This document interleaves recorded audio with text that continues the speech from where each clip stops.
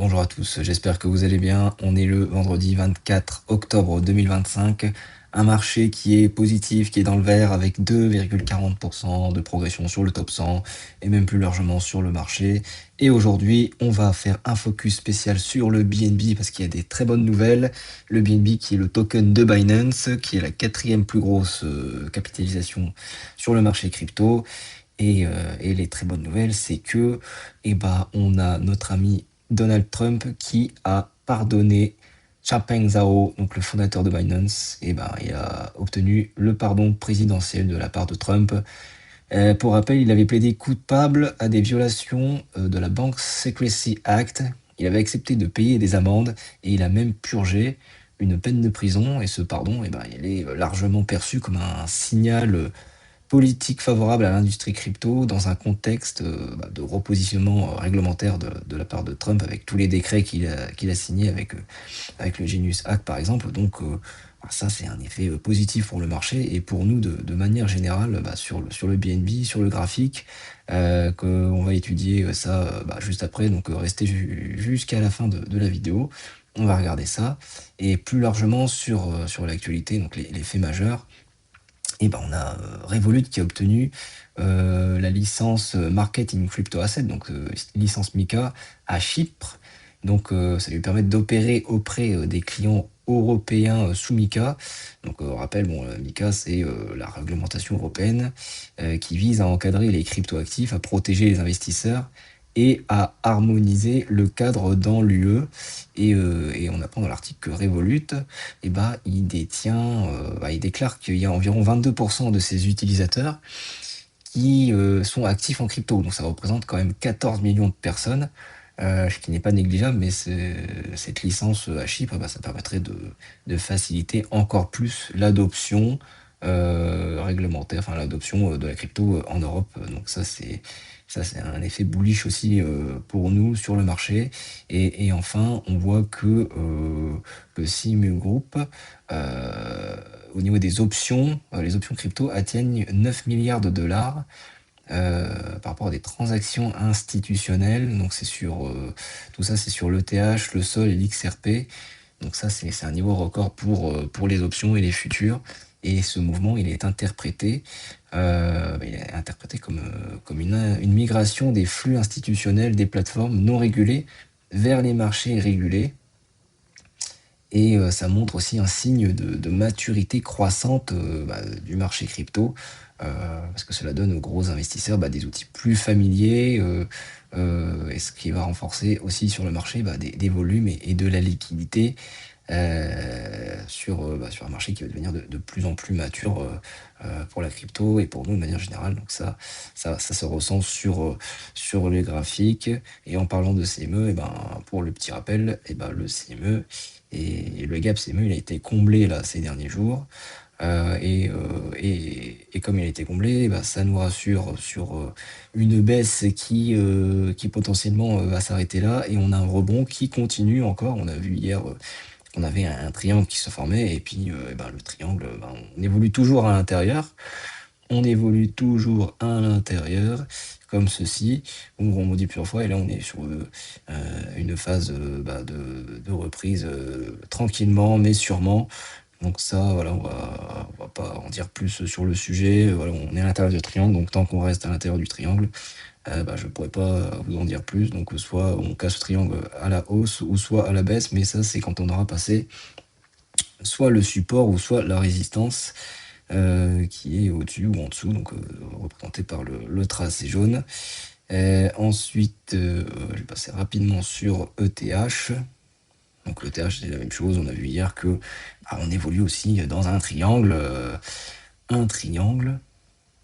Voilà, qui ici, et tant que on n'a pas passé la résistance en haut ou le support en bas, on va évoluer à l'intérieur. Donc si on doit donner une échelle de temps, aujourd'hui on est vendredi, et ça veut dire que d'ici semaine prochaine, c'est-à-dire que là, mardi, mercredi, on arrive à la pointe du triangle, même jeudi, courant de semaine prochaine, on aura une décision de cours qui va se faire. Donc on va suivre ça ensemble dans les prochaines vidéos, et on va se concentrer sur ce qui nous intéresse aujourd'hui, c'est le BNB, le BNB qui est aussi dans une configuration assez identique de précédemment et qui est même dans une configuration plus bullish, enfin plus bullish, même plus, qui est dans un redressement qui est plus accentué et qui est plus marquant encore parce que on avait un triangle ici potentiellement local qui se dessinait et qui est en train d'être cassé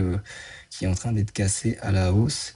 Et ça, c'est plutôt bon signe pour nous, parce que l'annonce du grassement de CZ par Trump, il a été fait hier, donc effectivement, on avait les 3% de hausse qui étaient annoncés dans l'article, et là, on évolue au-dessus du cours, donc ça, c'est positif, on évolue, et puis c'est possible que l'on ait un petit pullback là, tranquillement sur le cours. Donc en général, on a signé comme cela, et puis ça va venir s'appuyer, et puis on va repartir comme ça. Donc ça, c'est le cas classique lorsqu'on casse un support, enfin la résistance supérieure d'une figure chartiste. Donc voilà, faut pas s'étonner si on vient s'appuyer sur le support. Bon, on voit qu'au niveau du RSI, on est en train de passer, on est en train de passer aussi le niveau des 50, 55. On est à 57 là actuellement. Donc on est en train de repasser au-dessus de la zone neutre et d'être dans une zone d'achat aussi. Et qu'est-ce que je peux dire encore dessus? Euh, Si je me mets dans un, dans un, dans des time frames plus de long terme, ce que je voulais vous montrer aussi, c'était au niveau du daily. Quand on regarde les moyennes mobiles, on voit qu'on évolue à l'intérieur des moyennes mobiles. Donc là, c'est les moyennes en journalier. Donc il y a la moyenne 20 jours et 50 jours qui est en jaune et en orange. Donc c'est les deux qui sont au-dessus. Juste ici, on a la 20 jours et là 50 jours. Et là, on évolue entre les deux. Donc on est dans une zone de temporisation où on va ranger à l'intérieur. Et effectivement, quand on va repasser au-dessus des 1168, là, ce qui est marqué en jaune, on va repartir dans une phase haussière, alors que on a un support qui est marqué par le triangle là en bas, et en plus la moyenne mobile 50 jours. Donc là, c'est un support qui est très fort, j'ai envie de dire, on a bien rebondi dessus. Que ça, c'est positif dans l'ensemble. Et au pire, on a la moyenne 100 jours qui est aux environs de 933 là actuellement, et même qu'on voit que la mèche ici du vendredi 10 octobre qui est venu s'appuyer dessus et qui a rebondi très très fortement tout de suite dans la même journée pour clôturer au-dessus de la moyenne mobile 20. Donc ça, c'est un bon point. Ça montre que le token est très très résistant, parce que Binance, c'est la première plateforme mondiale en termes de volume. Il y a 24 milliards de volume qui passent quotidiennement. Donc ça, c'est quelque chose qui est incontournable et qui profite de la diversification des services de Binance. Et si je dois faire une projection des prix, si on part dans une hypothèse où le prix il va continuer à monter, on va être dans une hypothèse de hausse des cours. euh,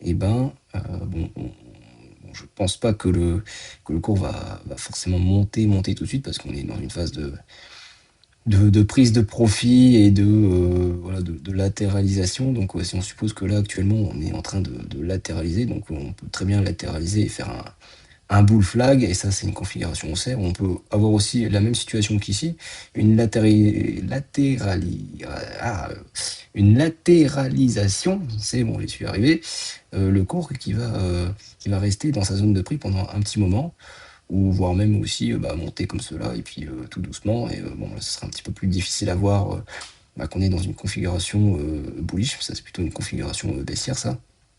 Mais si je pars du principe que on est dans une configuration où on va plutôt stagner, on aurait comme un bull flag. Et ça, c'est un exercice qu'on a fait là récemment, ces derniers jours, dans les dernières vidéos. On prendrait le mât du drapeau, et on se ferait ici si j'arrive à le prendre, hop, si on suppose qu'il sort, alors bon, on va prendre une zone moyenne où le prix va sortir à peu près dans la zone où on est actuellement, et bah ça voudrait dire que le cours il irait atteindre les 1800 $ sur la prochaine grosse phase haussière. Donc ça, c'est un objectif de prix qui est complètement plausible dans une hypothèse de hausse normale et qui est optimiste vis-à-vis de toute l'actualité qu'on voit dernièrement. Je vais même dessiner le cadre. Je vais dessiner un cadre, un petit cadre pour qu'on puisse s'en rappeler. Je sais plus où c'est dans les écrits. Je crois que c'était par là. Ouais, c'est le rectangle.